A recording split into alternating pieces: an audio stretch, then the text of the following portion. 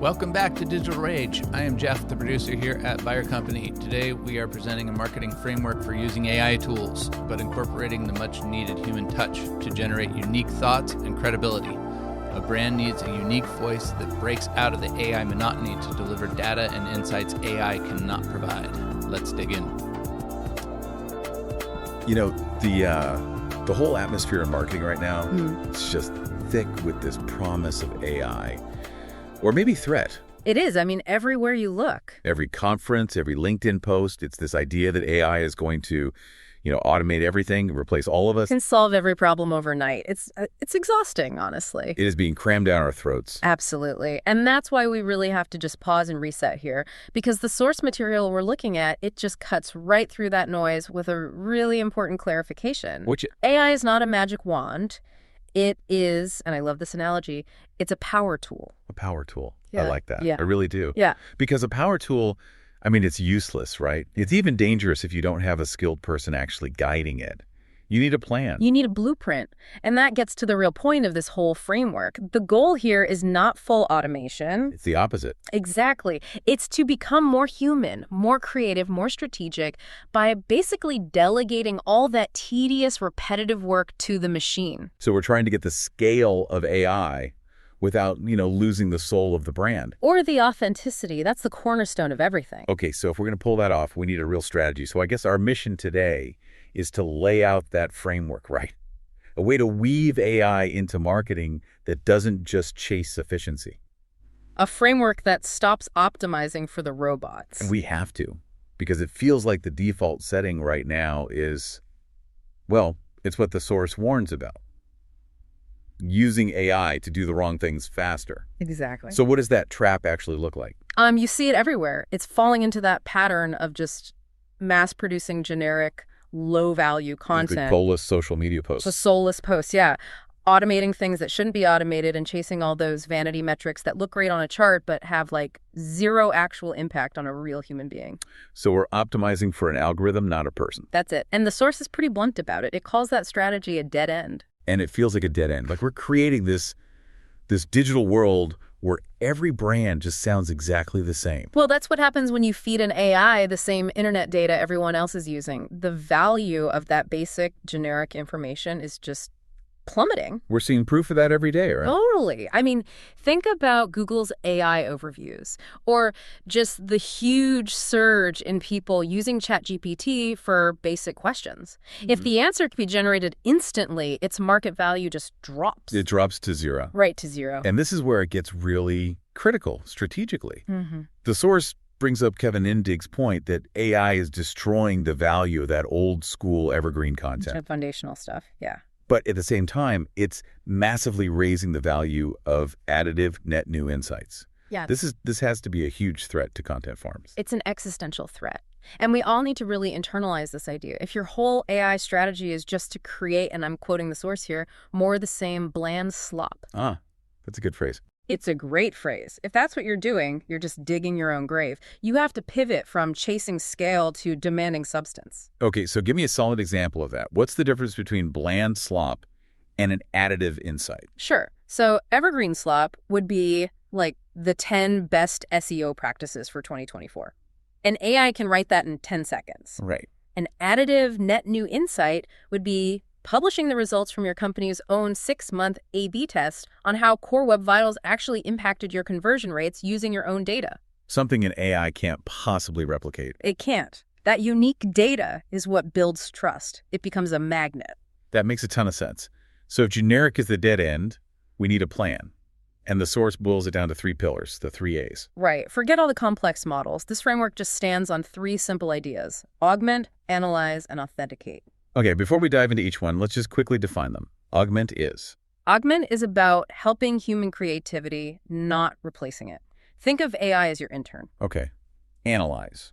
That's about using AI for what it's truly great at. Finding hidden patterns in huge, messy data sets that a human could never spot. And the last one, authenticate. That's your defense. That's about making sure everything you create builds trust and actually stands out from all the generic AI content that's coming. All right, let's start with that first pillar then. Augment human creativity. The big rule here seems to be AI is your intern, not your creative director. That is the line in the sand. That's what determines if you succeed or fail. You use AI to get past the friction, speed up the boring parts, but you never, ever let it handle the final execution. But there's a risk there, isn't there? Yeah. I mean, marketers are pushed for speed. What stops them from just letting the AI write the final copy anyway? It's about changing the use case. Focus on reducing friction. You know that feeling of staring at a blank page? Why not? Instead of trying to write 10 great subject lines, you ask the AI for 5. You probably won't use any of them as is. But seeing them, it sparks a human idea. Maybe you combine 2, or you see an angle the AI totally missed. So it's a creative sparring partner. Exactly. It generates the raw material, and the human takes the time they saved and applies judgment, nuance, creativity. We see this with visual stuff too, right?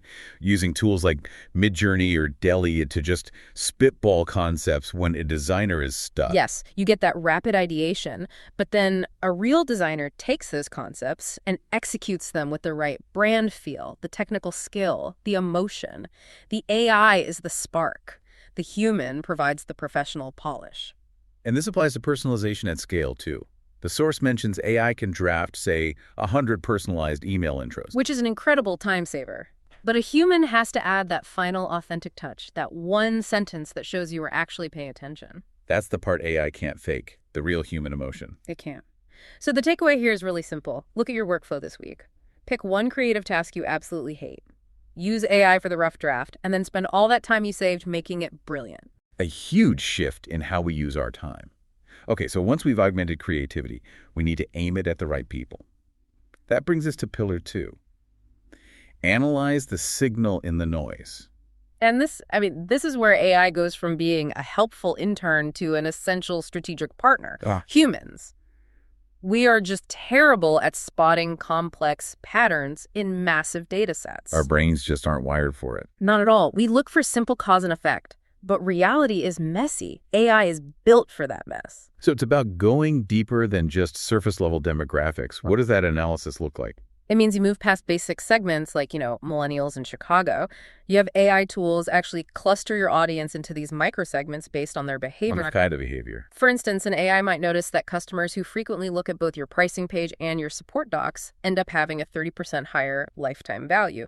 That's a segment you can actually do something with. So it's predictive. It tells you where to focus your creative energy. Precisely.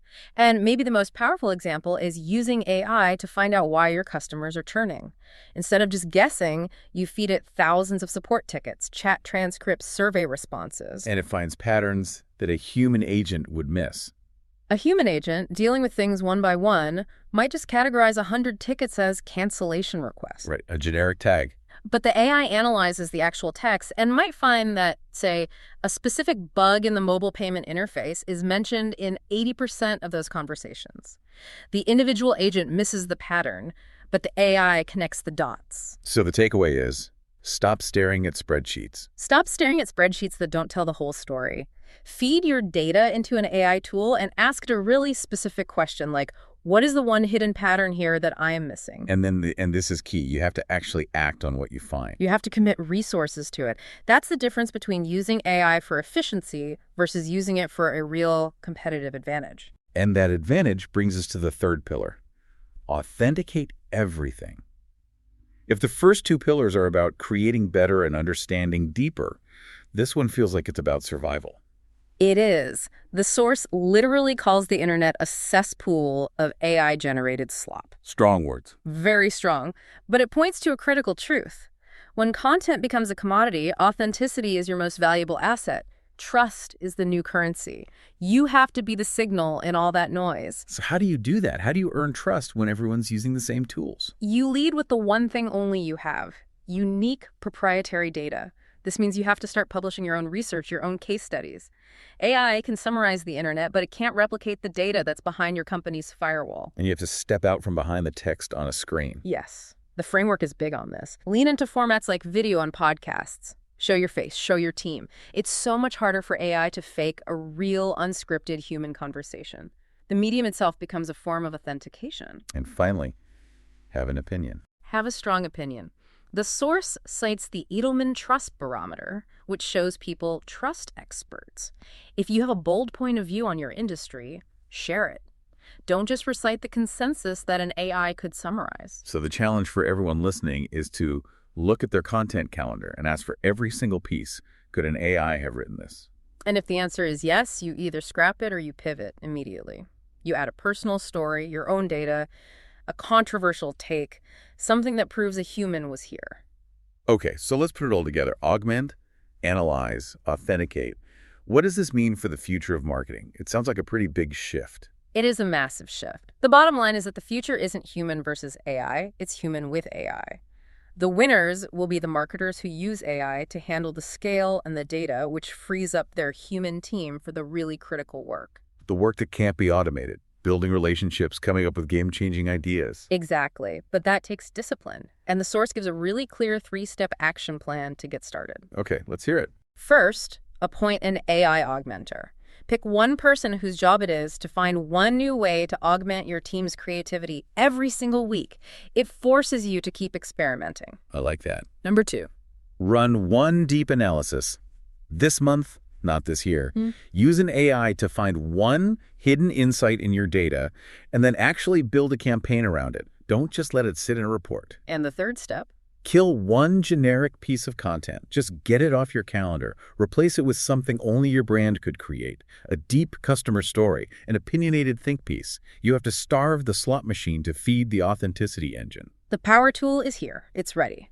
But the real work, the work that builds trust and gets results that aren't a commodity, that still belongs to us. The hype is going to fade, but the results from this kind of disciplined approach won't. It's all about where you choose to invest your irreplaceable human time. That leads perfectly to our final provocative thought for you today. We've talked a lot about this need to authenticate by leading with your own proprietary data. We know the source covers industries like cybersecurity, marketing analytics, SEO, all places where unique data is king. Yeah. So if we all accept that AI is rapidly making generic information totally worthless, it raises a really high-stakes question for you and your team. Which is? How quickly do you need to fundamentally shift your resources, your time, your budget away from creating basic top-of-funnel content and toward funding unique proprietary research that establishes you as the only trusted expert in your field? Something to think about. Something to chew on as you build your plan. This has been The Deep Dive. Thanks for joining us. Reach out to us at jbyer.com for comments and questions.